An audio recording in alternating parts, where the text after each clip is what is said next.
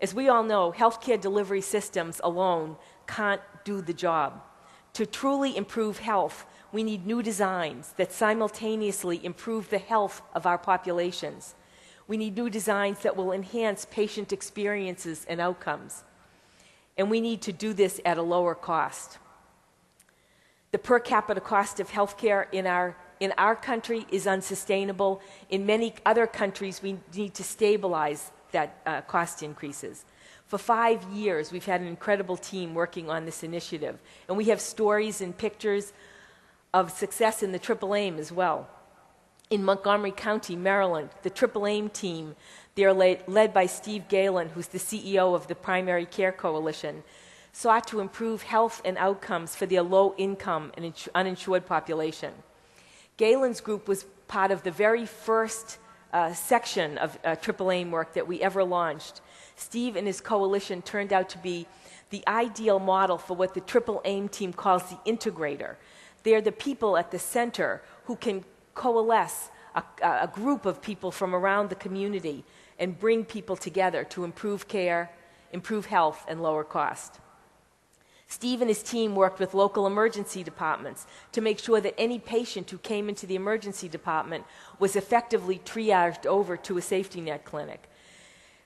That he made those connections from ER to primary care provider, from primary care provider to prevention medicine, and now you see this patient population every day getting preventive screening like mammograms and all the other care that in the past they had never been able to connect to. He used patient navigation techniques to help his patients get to the right place at the right time. The role of a true Triple Aim integrator involves overcoming historical and sometimes natural competition in the community, bringing various players together and getting them to think about what does the Triple Aim mean in Montgomery County, Maryland. The Primary Care Coalition team now is expanding their vision to apply the principles of the Triple Aim to all 120,000 of the county's low-income and uninsured population. Steve refers to the Triple Aim as the coalition's intellectual anchor. It's the place he goes when he's facing competition in the community. It gives him a framework, it gives him energy, and it gives him a picture of the ambitious aims that he's got in order to pursue that he couldn't pursue on his own.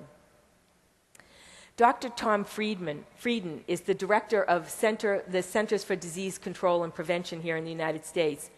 And Tom is driving the Triple Aim in his work in fighting obesity, which is quickly becoming the most pressing health epidemic here in the United States. Last year, I showed you these slides showing the explosion of obesity in the US in just the last 25 years. Tom, in part through his work to reverse the obesity trend, has developed a new model for public health impact. Tom's model is familiar. Its shape is familiar. The model is a pyramid. And its structure is, to me, extremely compelling. Its 5 tiers are socioeconomic factors at the bottom, changing contextual factors to make default decisions healthier, long-lasting protective interventions like immunizations, clinical interventions, and counseling and education. The larger tiers on the bottom have the greatest impact on the health of a population, and they require less individual effort. So we usually, here in this room, work on the top 3 tiers. We're working in clinical interactions with patients every day. We're doing counseling and prevention, and we're looking at immunizations. But I want you to think differently today. I want you to think in a broader sense this morning about how we might come together and work in the lower 2 tiers. Let's take a wider view of what it might mean to improve the health of the population. An example of the linkages between the bottom tier of Frieden's pyramid and health was recounted in a recent article from the New England Journal of Medicine. Women were given a voucher from Housing and Urban Development, the HUD department in the United States, to move from a neighborhood that had extreme poverty levels to a neighborhood that had less extreme poverty. And those women with the housing voucher are now 20% less likely to be extremely obese, 20% less likely to have diabetes, and much less likely to have all the associated clinical complications of a person with obesity and diabetes. So this approach, a housing voucher, has turned out to be less costly and more effective than all the medicine, all the bariatric surgery, all the emergency visits, all the ways that we traditionally have thought that we should treat this kind of a global and growing health problem. We really need to start thinking about how to move down in the pyramid. At Bellin Health in Green Bay, Wisconsin, and Gunderson Lutheran, also in Wisconsin, the hospital leaders there are moving down and working on Frieden's pyramid in the bottom parts of the interventions in their triple aim work. They're working every day at clinical interventions. If you walk through the hospitals, you see care happening at the top 3 levels. But the leaders at Bellin and Gunderson Lutheran are now seeing their job as moving down the pyramid. And they're going out at Gunderson Lutheran, as an example, into the community with a program that they call the 500 Club. Working with local businesses and school districts, the staff of the 500 Club help place prominently 500 healthier, 500-calorie food options at grocery stores and convenience stores and school cafeterias. They're working with vending machine companies to make healthier choices more visible. There may be one row of candy bars at the bottom, but everything that you see when you look out into the vending machine is a 500-calorie or less healthier option. And they're increasing the transparency of nutritional content of the less healthy options. I wouldn't tell them this, but I was sitting in a meeting with all the senior leaders at Gunderson Lutheran a few weeks ago, and I saw the vending machine man who was filling the vending machine walk past the hallway of the meeting room. So I excused myself from the meeting because I said I need to go talk to the person with the real data. So I snuck out and I interviewed the vending machine man. And I said to him, tell me what you're seeing across the community. Are you seeing people actually make healthier choices? And he said, you know, in the hospital I am, in the gas stations not yet. The leaders at Bellin are working to improve the health of all those who work there, and they're changing the context for their own employees' health, and they're now out spreading that new focus on health into the workplace of many other companies across Wisconsin and even beyond. And at the West Bloomfield Hospital in the Henry Ford system, I met the master chef, and he's teaching the community how to cook healthy meals in the hospital's test kitchen. This is Frieden's theory of contextual change in practice. At West Bloomfield, they're making it easy for the community to come in, and they're changing the definition of health.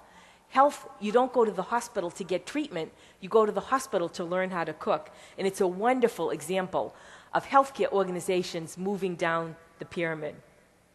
So thinking about obesity and connected diseases like diabetes and hypertension is going to require a whole new way for us to think, a whole new way for us to think about evidence-based care. Across the United States, much of the burden of acute care, much of the cost of acute care is borne in emergency rooms. They're caring for patients with chronic diseases and social illnesses that are very expensive treatments of last resort.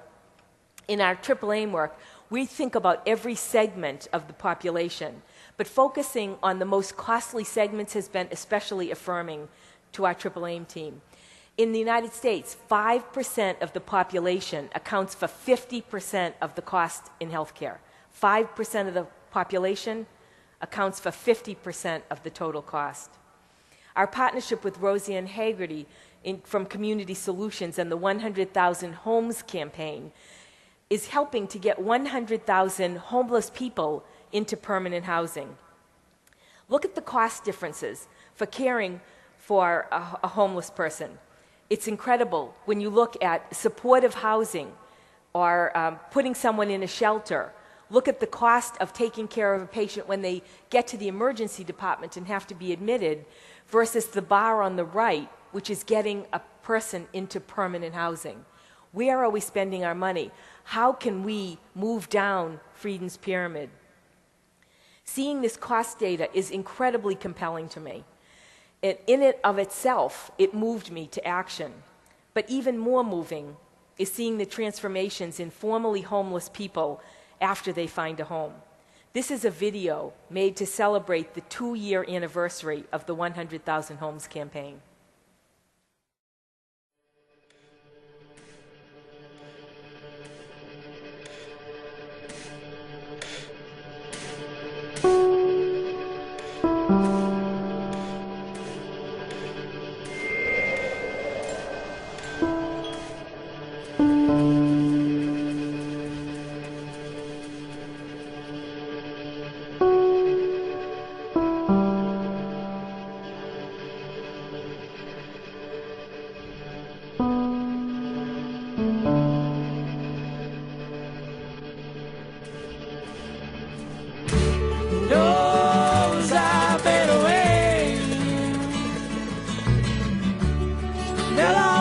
At me and say, and they'll say, hey, look at him, I'll never live that way.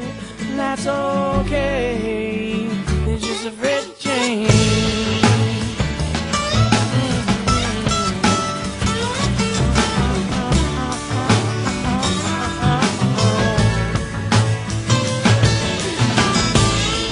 When you feel life ain't worth living, you got to stand up and take a look around.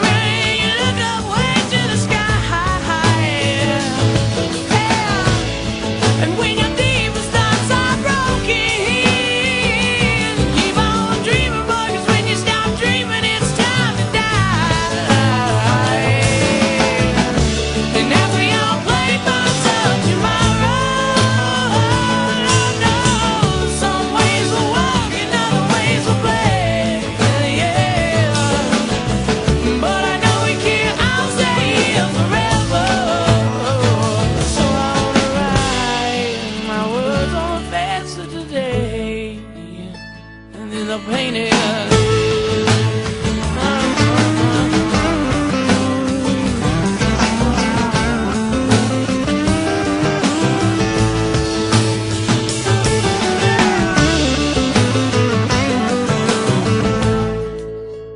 Knows I fade away,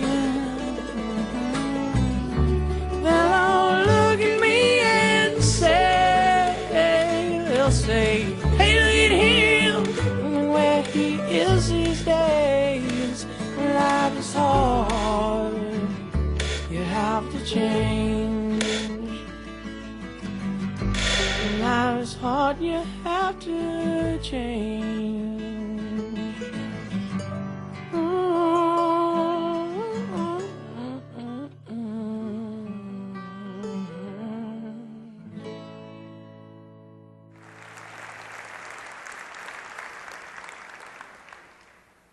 Life is hard, you have to change.